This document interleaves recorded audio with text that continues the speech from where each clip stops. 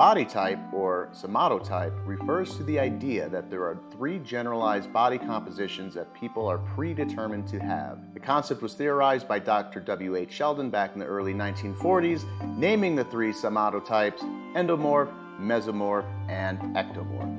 And while some aspects of Sheldon's system have been debunked, contemporary research has confirmed that body type does have implications for athletic performance and diet for weight loss. We will be focusing on the latter for this phase.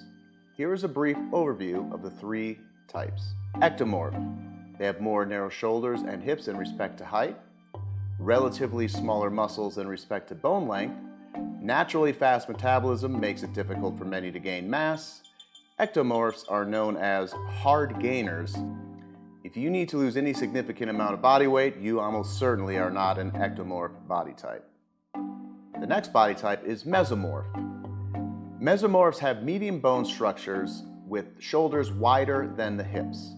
They have developed athletic musculature, an efficient metabolism, mass gain and loss both happen with relative ease. This is a typical high-intensity athlete, like an NFL linebacker. Can easily build muscle, but can also easily gain fat if not careful. And the last is Endomorphs. Endomorphs have stockier bone structures with larger midsection and hips. Endomorphs carries more fat throughout the body, gains fat fast, and loses it slow. Naturally slow metabolism, endomorphs are powerful but not naturally lean. They don't need to work hard for strength, but they do to stay lean. Like using the football analogy, again, think of an NFL lineman. More than likely, if you are overly obese, you are an endomorph body type. And of course, there are numerous free tests online if you want to see which body type you truly are. And it's very beneficial to know because once you know what type you are, you can see what diet and macros work best for your type. Ectomorphs should be eating 25% protein, 55% carbs, and 20% fats. Mesomorphs should be eating 30% protein, 40% carbs, and 30% fats.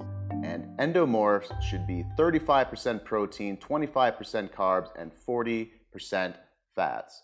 Also important to note that endomorphs should try to eat carbs in the morning. And remember, your macros are found on your app, so when you're logging your food, it'll automatically tell you what percentage of each macro you're eating. And it's also important to figure out your body type because there are certain exercises that are better suited than others, and we'll be going over that in a future video. But in the next video, we are going to be talking about supplements, which work and which don't. We'll see you then.